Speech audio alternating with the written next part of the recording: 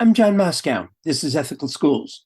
Today's episode is an encore of our interview with Doctors Anthony De Jesus, Anthony Johnston, and Don Siler about the name game, racialization in a suburban high school. The episode first aired in February 2020, which is significant because the election, which our guests mentioned, was the election of 2016.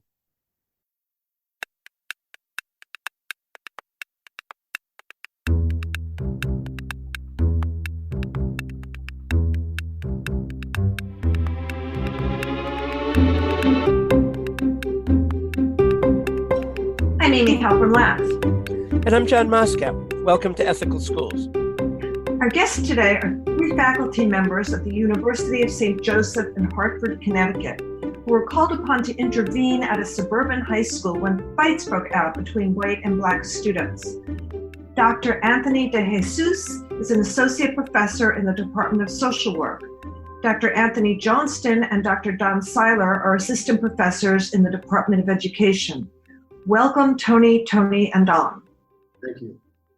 Thank you. You worked together on an intervention in a high school focused on something called the name game. Would you give us some background on the school, the student and faculty demographics? Sure, I can do that.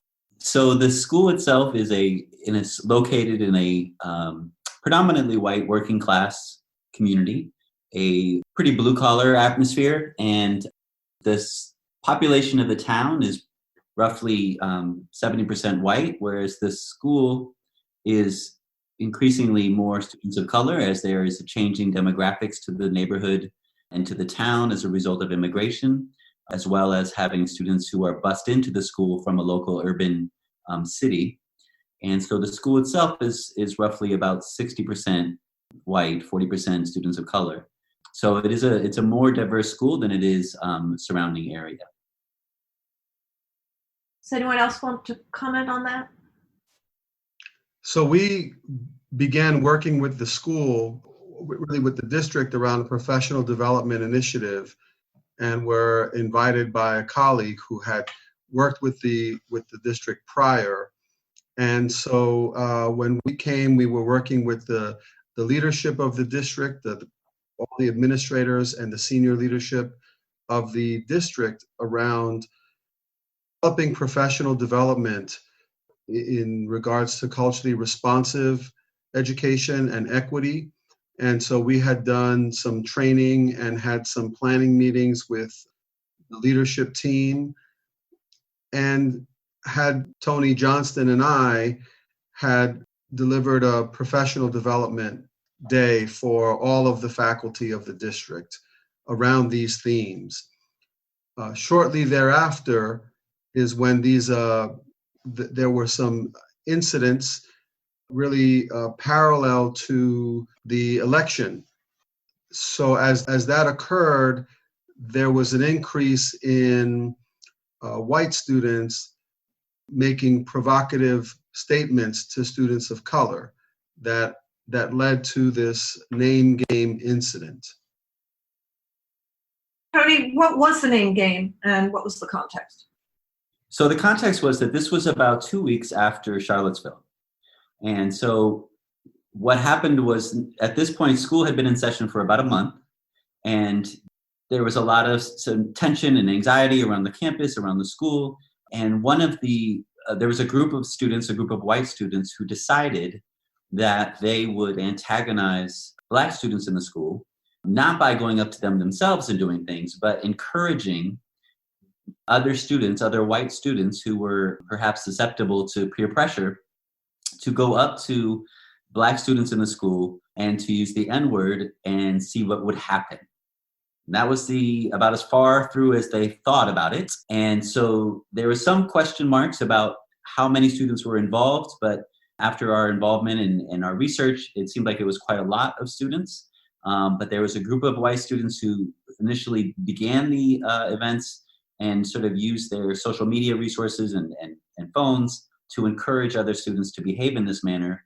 So these white students who were going up to black students, using the word, trying to provoke a response, the vast majority of which, black students were angry and they were upset. And eventually it boiled over to the point where there was a fight that occurred in a cafeteria, followed by about 3 more fights in the space of that week. And the school contacted us because we had been there about a month earlier doing our trainings and asked us to return to help support them as they tried to heal as a community and try to specifically address the incident and work with the students. What forms did your intervention take? So this is where I was brought into the process. Our original set of interventions were 2 separate groupings where we had students of color in one group and white students in another group. The goal was to create an environment where there would be more open communication between us and the students and between the students themselves. So that was the first intervention that we undertook, and that had its own distinct results. Yeah, and it was in that initial intervention, that first meeting with students, which was a really powerful experience for us and for the students involved, where a student who I was working with the white students, and one of the white students, I went around and we talked about whiteness and we talked about being white. And one white student said that these days being white means being seen as racist, which coming from a 15-year-old or 16-year-old young man was a bit shocking to hear, but it just came off his tongue so naturally. And it was as if he was thinking, these days I'm thinking about becoming a lawyer or becoming a doctor. It was just sort of up in the ether for him to access as he defined his identity and sort of thought about who he was in this world. And other students in the room agreed, and it led to a larger conversation. But what struck us was that we are, our young people are growing up in a time when this is a potential identity trait that they could potentially take up and are often feel like they're being positioned in that way regardless. Yeah, let me follow up on that. What was your sense of when this student said it and then when the other students said it? Were they regarding it as something bad, that they didn't want to be seen as being racist because they didn't see themselves as racist? Did they see it as, okay, I'm a racist and that's what being white means?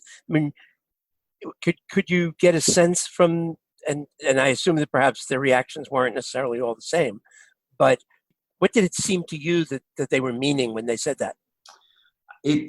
Honestly, it felt a bit matter of fact. I think there was a certain level of defensiveness, a certain level of feeling like they didn't have any choice.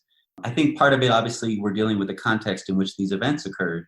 And one thing that that was evident for the students was when these events occurred, for many of the white students, they felt a sense of struggle with regards to whose quote unquote side were they supposed to be on.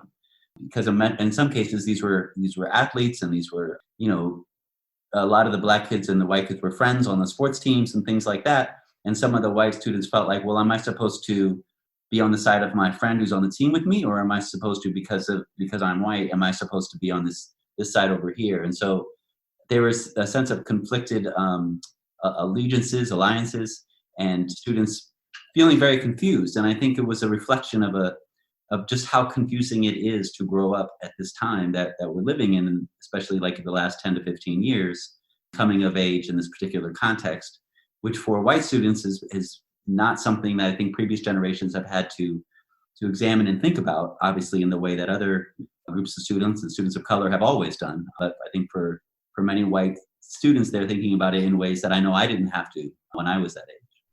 Tony, is this what you mean when you use the term racialized identities and the racialization of youth? It is related because, Nasir's work and where that term comes from, racialized identities, is this idea that we are made racial and that the social and cultural historical context matters, that what it means to be white maybe now is perhaps different than it was 10 years ago, 20 years ago, 30 years ago. And how one becomes that is how they get positioned in different spaces in their lives, whether it be in school or their families or their communities. And that, I think, is much more spoken or recognized or acknowledged in a way that perhaps has not been in the past. What is the effect of racialization on adolescence development? I'll maybe Don speak to it because he was thinking about it a lot in terms of how the Black students on the campus were sort of made racial through the different incidents that occurred. And for the most part, when we had the students separated, number one of the primary problems we had was how do you determine which students go into which room? Because you had students who were Latino, you had Asian students, you had biracial students. So even in that context, we got to see some of the complications that go along with the way that students are racialized. But more specifically, we looked at Beverly Daniel Tatum's work in Why Do All the Black Students Sit Together, kind of that redux version, to look at kind of like there is a ongoing sense that development happens the same for everyone. Like every child, every person, as they develop, they all go through the same stages, the same periods, the same responses to different stimuli. And what Beverly Tatum does is she kind of tears that down and looks at the psychology of what's happening to students of color. So kind of in contrast to what Tony's group talked about was the students of color group were completely aware. There was no surprise. There was no, this is not how things are supposed to be. It wasn't related to the election per se. This was their reality. So for them, coming of age was related to understanding and acknowledging and knowing the way that their race was going to affect their development and kind of experiencing that. So that's a point where there's a divergence. And I know online a lot of times we see these anti-racist images that will have two, 5-year-olds hugging each other, and one is Black and one is white. But it doesn't necessarily acknowledge the fact that social factors start to act upon these students so that their development diverges and the way that they're perceived diverges. So the student of color group acknowledged the fact that the issues that the things that had happened recently were not new. There were things that were an undercurrent in the school. And this is something that the white students had never necessarily had to face, not to the same degree. So in that way, the race of those students, the race of the students in my group was even more pronounced. But they seemed like they were more aware of the possibility of things happening before they happened, as well as the fact that even though things seemed to be quieting, there was still an undercurrent. And that all of that affects the way that they're developing and the way that they're seeing the world. What is the impact of racialization on the larger school community, including like teaching and learning? I think it's different in different spaces. I think in this particular context, there was an interesting phenomenon at play where the demographics of the school had been changing. And that's one of the reasons why Tony DeJesus and I came in to begin with, was because there was a sense of we've got different students than we used to have, and our teachers aren't necessarily prepared to best serve those students who come from these diverse backgrounds, some of whom were English language learners. And so there was a tension that we felt amongst the teachers in terms of how they felt about the entire incident at large. There were some teachers who were sort of shocked and upset that it occurred and wanted things to be addressed. But there was also a certain percentage of teachers who kind of felt like, well, this is the consequence of when you bring in students from these different backgrounds and different communities that traditionally had not been in the school. So that was also an interesting thing for us to sort of think about and examine, were some of the different responses on the part of teachers who themselves are part of a larger, social and community structure. That was just, we just felt like there was a lot of interesting parallels between what happened in this tiny little microcosm and what we were seeing on a national level at that time. So Don was talking about the perspective of the Black students, and you were just talking, Tony, about sort of some of the reactions among some of the white faculty and students. What are the obstacles to white peers and adults really grasping the visceral impact of race-related or social experiences on Black students? So one thing that was distinct was that there was also a difference in terms of how the Black faculty and staff perceived things. Regardless of their actions within the school or their behaviors or what they were contributing to, they acknowledged some of the same things that the Black students acknowledged. And I think that the main distinction would be that for the Black students and faculty and staff, it's not something that they can choose to ignore. It's not this is something that's going to affect them in an existential way. Whereas for people who are from the dominant group, there is a choice that has to be made to acknowledge and see and respond to in any dominant group, whether it's talking about patriarchal, talking racially. Any member of a dominant group has to be able to make a choice, or needs to be in a position where they make a choice to acknowledge or to engage. And I think that's really the central distinction that we saw in this study, was that the people of color, it was an aspect of their reality that they had no choice but to deal with. Whereas the white folks, it was something that, especially for some of the faculty and staff and even the administration, it was something that some of them did choose to acknowledge and did choose to see. But I think the central distinction is the difference between something being existential and kind of thrust upon you versus it being something that you have an option, you have the privilege to not notice or not respond to. Right. I think just to add to that, so I think one of the challenges in terms of obstacles is that schools are giant institutions of which there are lots of sort of traditions and structures and processes in place that one cannot get away from. And when you're working in a school, whether it be as a teacher or as an administrator, often your goal is to, let's just have calm. Let's just have peace and quiet. Let's just have a status quo.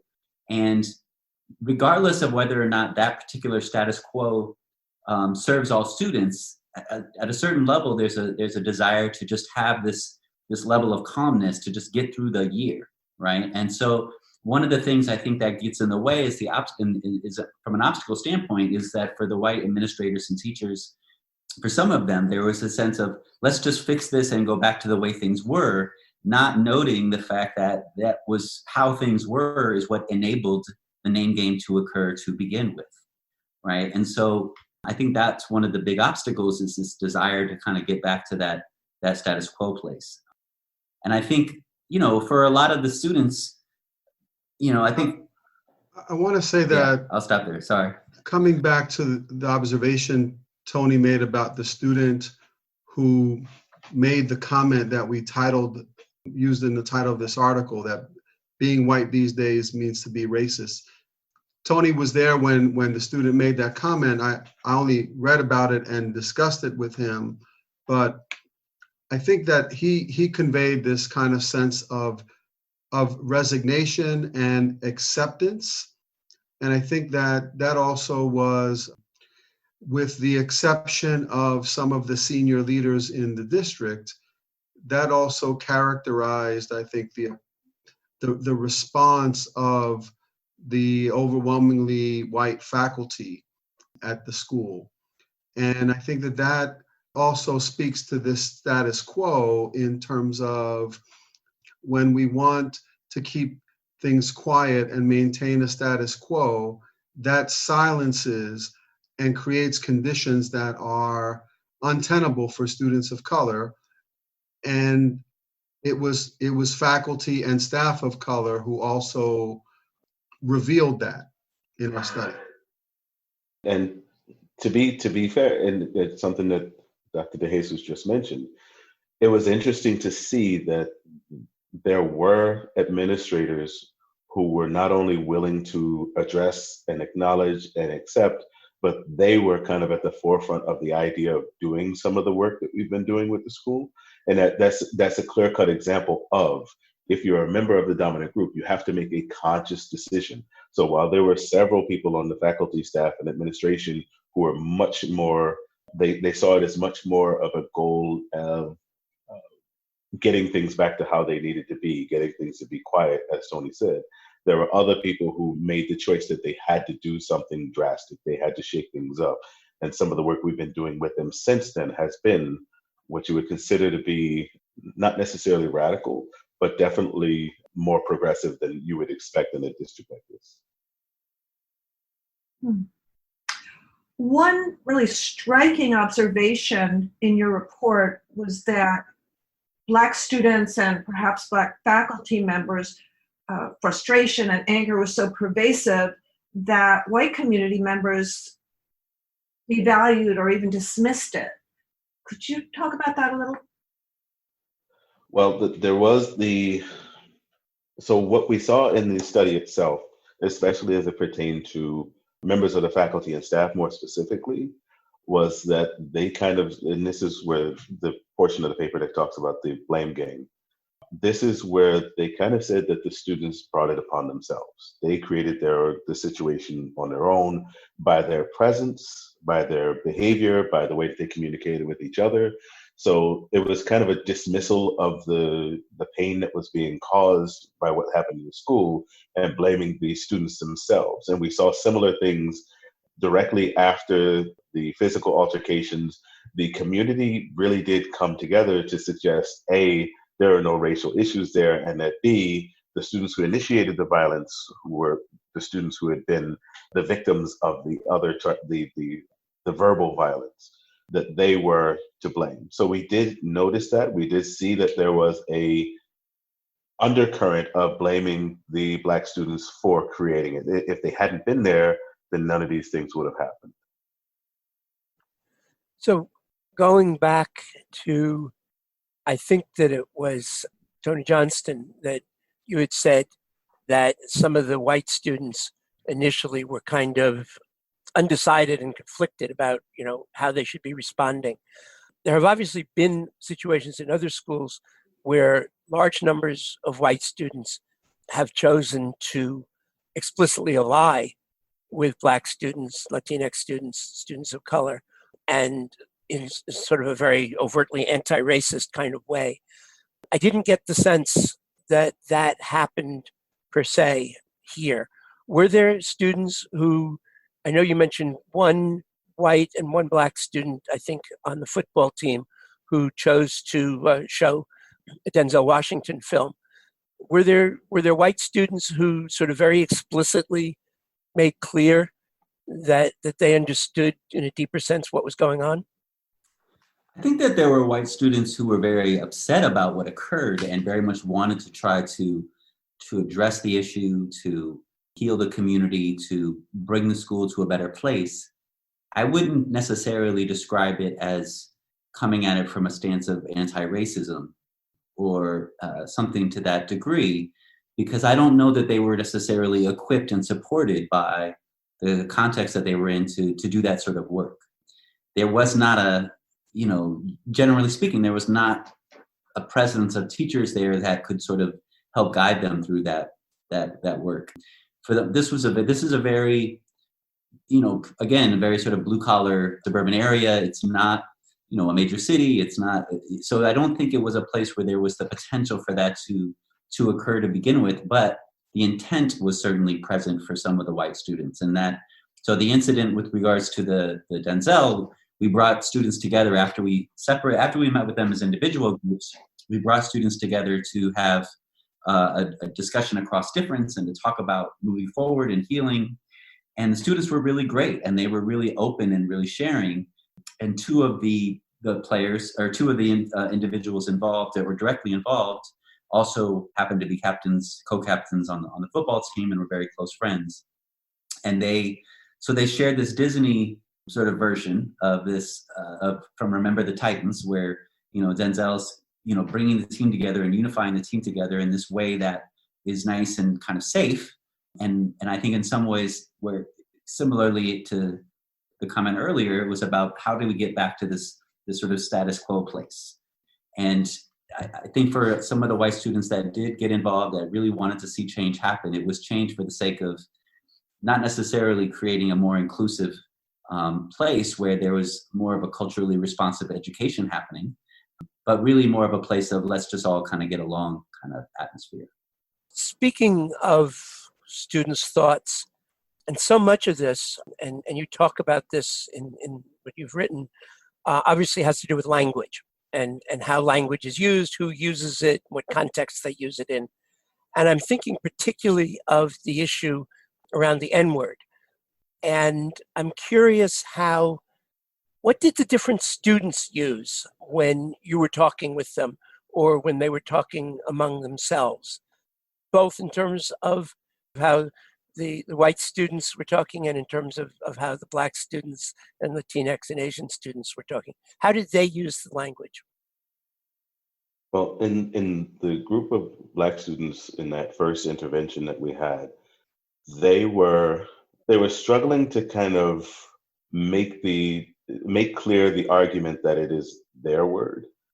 So they were not equipped with the vocabulary, they were not equipped with theories to be able to explain, the differences between, let's say, even if you're talking about the difference between the verbal registers, a more intimate register, and being able to use in-group language and in-group terminology. They didn't have the vocabulary necessary to say that, so they kind of talked around the fact that this is our word, and they didn't go as deep as the idea of reclaiming the word. It was just a word that was meant for them to be used with them. And some of those students acknowledged the fact that they weren't necessarily comfortable with the use of the word, with the overt use of the word, but it was less because they themselves didn't like the word and more because they didn't want other people to grab onto it and use it. But more broadly, the language that was used in the group with the students of color was intentionally unfettered. So profanity, jokes, metaphors, whatever they felt like using was allowed in an effort for them to feel like they didn't have to guard themselves. They didn't have to worry about someone else using something that they said against them. I think amongst the white students, they were very careful.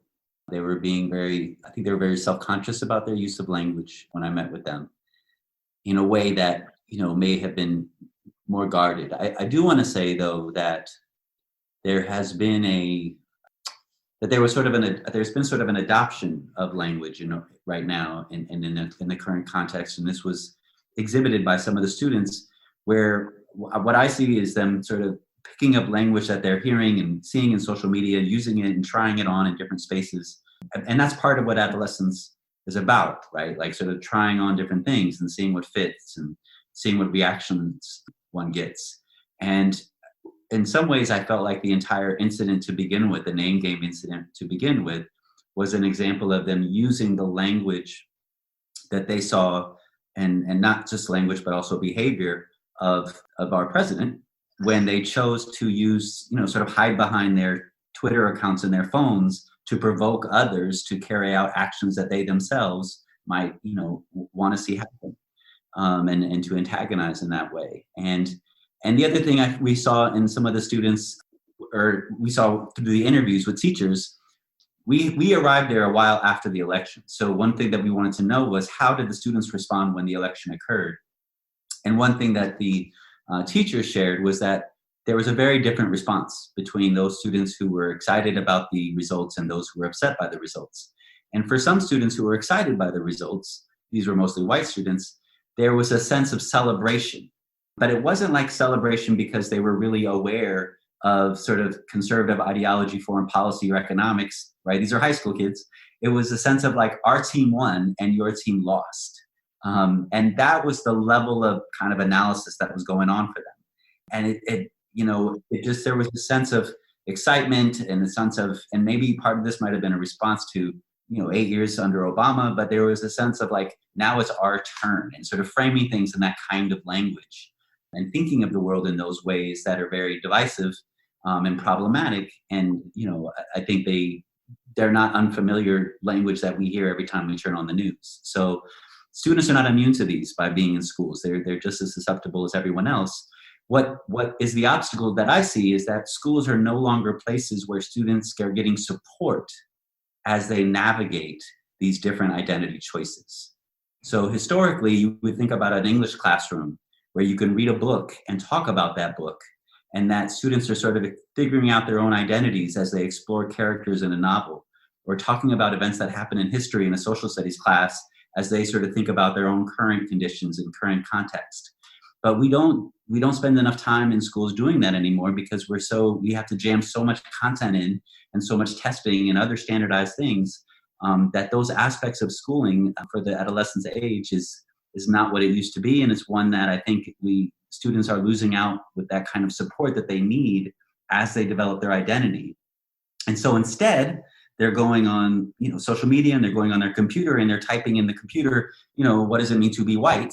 And all of a sudden they're going down this rabbit hole of the internet. And next thing you know, they're joining some alt-right group, and they don't even know what that means, right? So the language is out there. Young people are using it we need to support them as they navigate it. I'd like to look at this through the lens of ethics.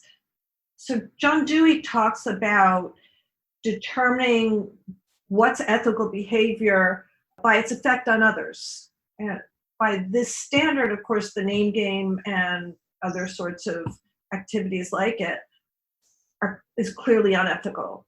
A number of states have now identified one of the goals of teaching is to help students to make ethical decisions.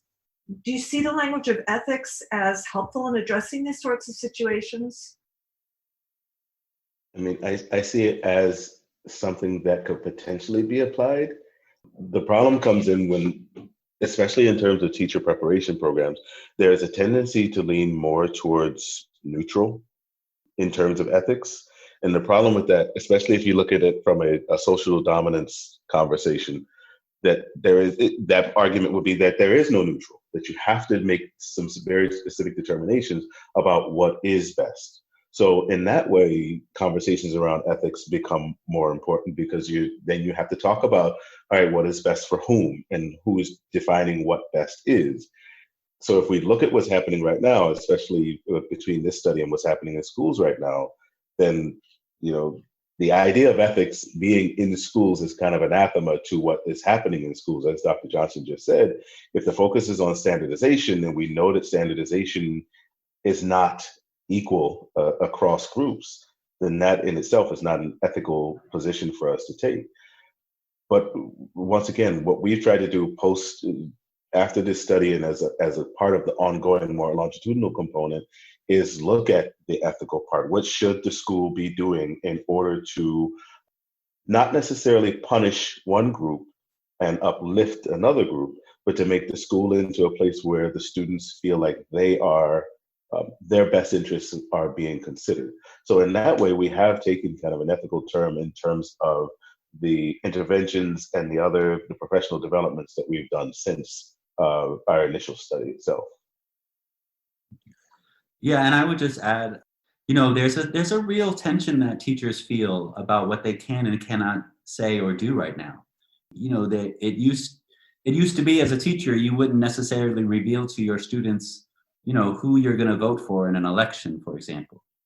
And so when we live in a time that maybe is less polemic and divisive as the one we are currently in, that seems like you can do that and also make the claim to maintaining this notion of ethics. But, one of the things that came out in the research from Southern Poverty Law Center after Trump was elected was that there was things happening in schools all over the country.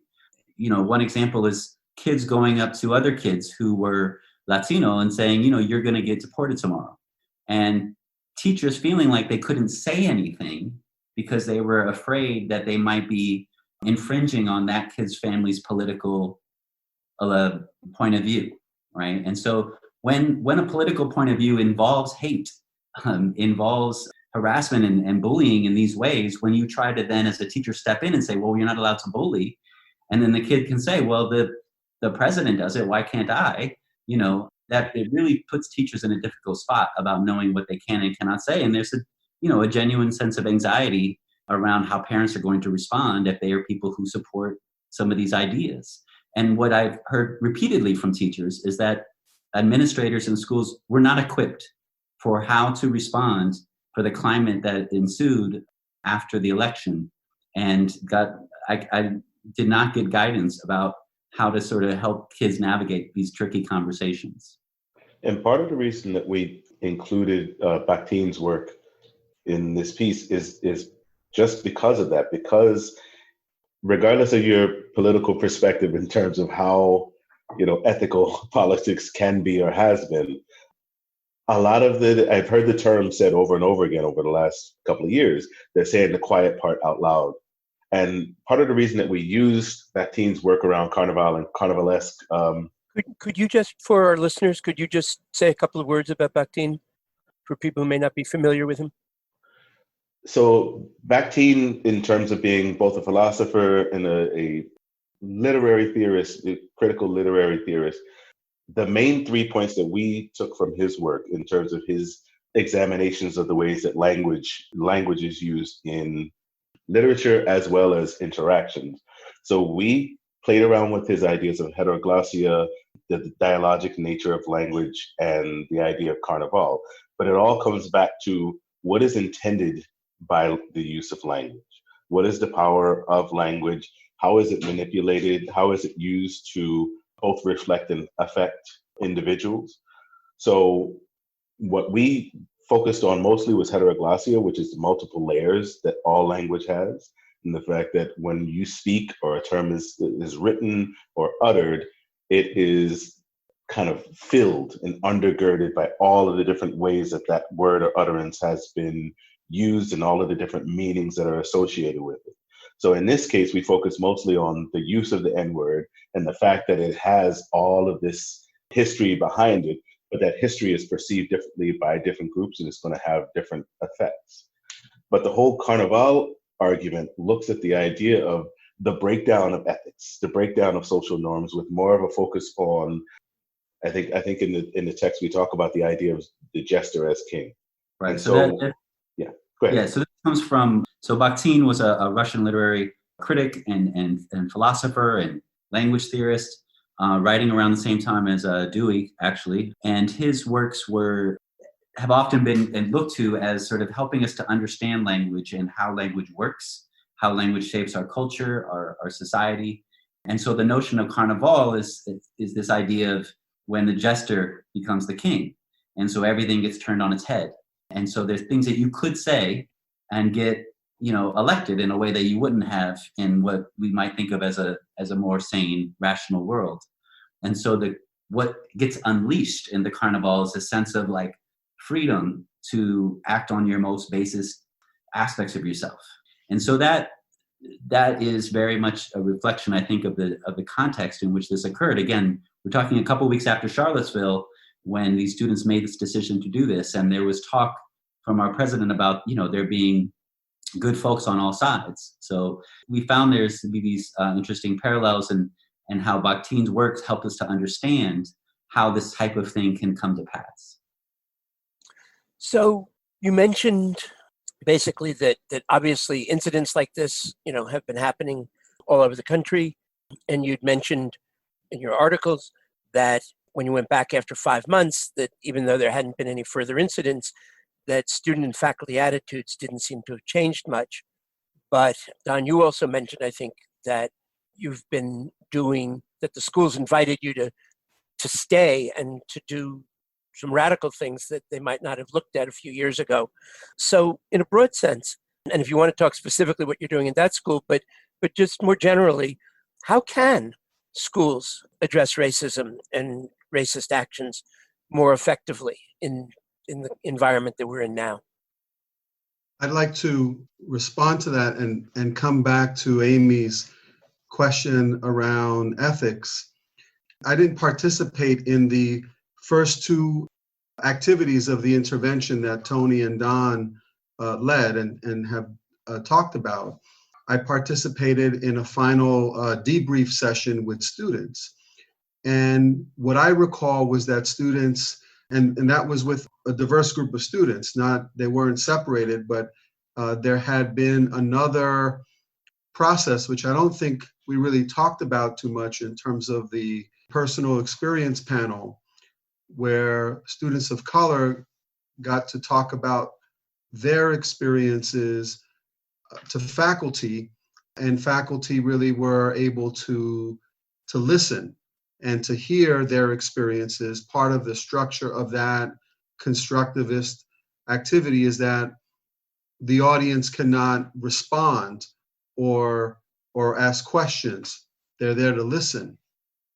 I think that those students, as I recall from being part of the student debrief at the end, was that they felt heard in a way that they hadn't before, and that in a different way that would move them towards, or at least they were hopeful that they would be moving toward resolution with these kinds of processes, with these kinds of interventions.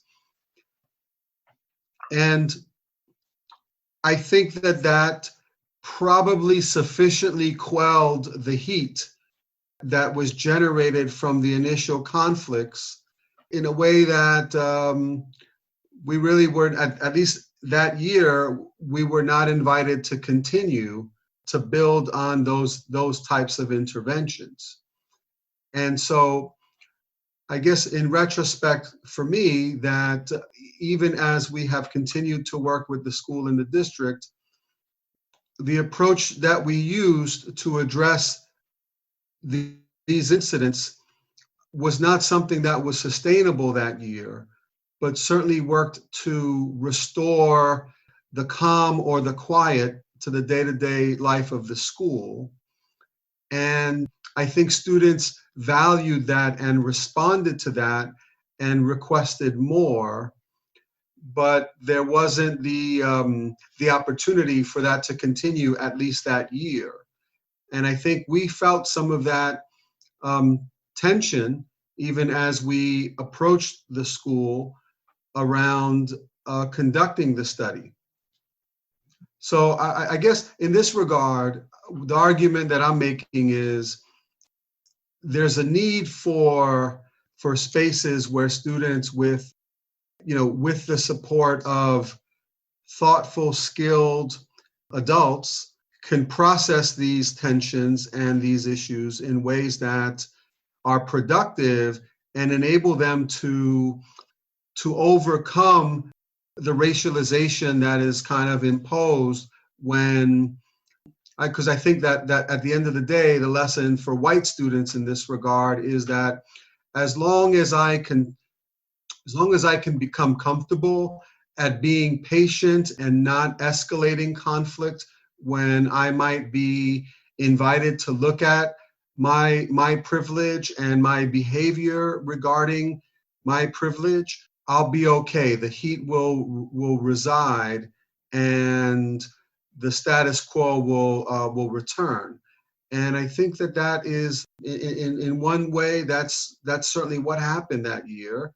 But we have this really fascinating case study of a process where I think students were able to be heard, and that certainly led to resolution in the short term. But we certainly had reservations about what it meant over the long term. And since the initial, especially since this paper was completed, we've gone back and done a few things. We've met with the upper administration. How are you looking to change it? And what are you going to do with the people who are reticent to change? Because we looked at change as in what is going to be best for the students, all the students. And how are they going to respond to members of faculty and staff who were not comfortable with that? Because we acknowledge the fact that if you want to have lasting change, you can't have people who are constantly fighting against that. So we have gone back in and we had a kind of a community focus with the idea that we're going to start to effectively change the community around the district as well as the district itself.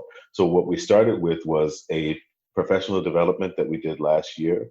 And that professional development, we determined that the way to start to engage community and to engage issues around culture being the root, the culture of the district, the culture of schools, the culture of the community, is through this culturally responsive pedagogy conversation. That was my session. And we also had one of our colleagues come in and do the Bafa cultural simulation.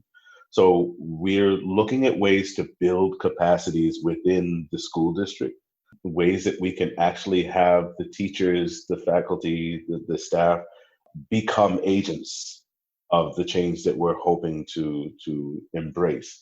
So we gave them some tools. The goal for the next professional development is for them to play a part in showing some of the things that they have done to address the needs of students more broadly, to make the school. We had the whole conversation around the difference between something being, quote unquote, diverse versus being inclusive. Allowing students in is one thing. Making the students feel like they are part of the community and safe and comfortable, and building their capacities as well. So we had that first professional development. But like I said, it's focused on building capacity. Dr. Johnston and I have also been going in to do specific culturally responsive, culturally sustaining meetings with individual schools and individual groups of teachers. We're starting with early grades teachers and English language arts teachers, as well as social studies teachers, because the district felt like they were the ones who were the most prepared in terms of their content and in terms of their enthusiasm. And obviously, as with any group, we've met with a couple of folks who maybe weren't as enthusiastic, but our goal, once again, is building capacity within the district so that they can go out and start doing the work. If I can just add, so one of my favorite Dewey quotes is that what the best and wisest parent wants for his child, that must we want for all the children of the community. Anything less is unlovely, and left unchecked destroys our democracy. And I think that quote in many ways reflects what happened in this space.